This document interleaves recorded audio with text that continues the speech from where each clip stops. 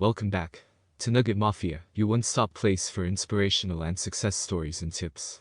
Please like and subscribe so you'll not miss any of our nuggets.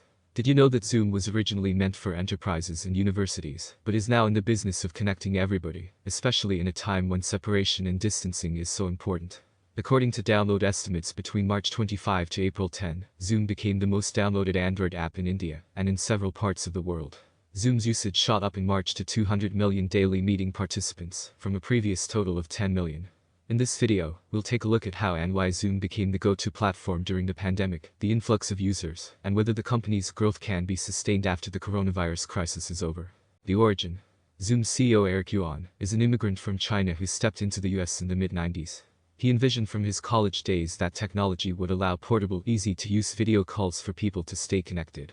And this became his obsession. Yuan decided to come to the US because of the internet boom. After 2 years and 8 rejections, he finally got the US visa and arrived Silicon Valley in 1997. He joined a company called Webex as an engineer in 1997. Webex was one of the first companies to introduce video calls in the market. In 2007, Webex was acquired by Cisco and Yuan became Cisco's corporate VP of engineering. Under him, Webex had more than 750 engineers, and the annual revenue crossed $800 million. Though being Webex one of the complete video conferencing tools at that time, there was something that bothered Yuan. He learned that the customers weren't happy with Webex's offerings. Users often complained about the unstable connectivity, lag in audio and video, and the installation process was frustrating for IT departments. Yuan went back to Cisco and suggested changes, but upper ranks didn't go along with him. Yuan firmly believed he could come up with a platform that would make customers happy. So after a lot of resistance, he left Cisco in the June of 2011 to build Zoom. After 2 years of beta testing and fixing issues, Zoom finally launched in January 2013. Growth. Leaving such a high position might sound a bit crazy. But not for Eric, or for the 40 engineers who left with him. In an interview with Forbes, Yuan recalls how those 40 Cisco engineers believed in his goal to build Zoom. Zoom reached 1 million users within a few months of its launch, 10 million in a year and 40 million by February 2015. Sequoia Capital invested $100 million in January 2017 in Zoom, and the company was now valued at $1 billion. After 2 years, Zoom went public in April 2019, at $36 per share, that valued the company at $9.2 billion, about 9 times its previous valuation. Shares soared 72% on its very first day of trading, and nearly 84% from the initial price in just over a week, making it the best performing IPO of a US-based company of 2019. Zoom ended 2019 running profitably. In late March this year, Zoom stocks traded at a value 36 times higher than what the company had anticipated for 2021. 49 years Yuan's net worth jumped 112% to $7 billion in the past 3 months, and is now ranked number 231 on Bloomberg's list of the 500 richest people in the world. As we speak, Zoom has a market cap of roughly about $38 billion. Why does everyone love Zoom? Zoom is customers' choice because it provides a lot for very little, and still manages to grow its revenue year after year. Traditionally, video conferencing platforms have been very expensive. But what Zoom provided to the customers was a 3-in-1 package. High-definition video conferencing, mobility and web meetings, all for $9.99. Features like group video calls, that other competitors charged for, was also available on Zoom. They were the first platform that offered mobile screen sharing within video conferences. Mobile users could initiate and join meetings, send invitations via email, SMS, and make use of collaboration features. Zoom even gave users free 40-minute meetings for up to 100 people. And the best part? It works in slow, saturated internet. But Zoom didn't only focus on the users. Remember, Webex was tough for IT departments to set up. It worked on this shortcoming too.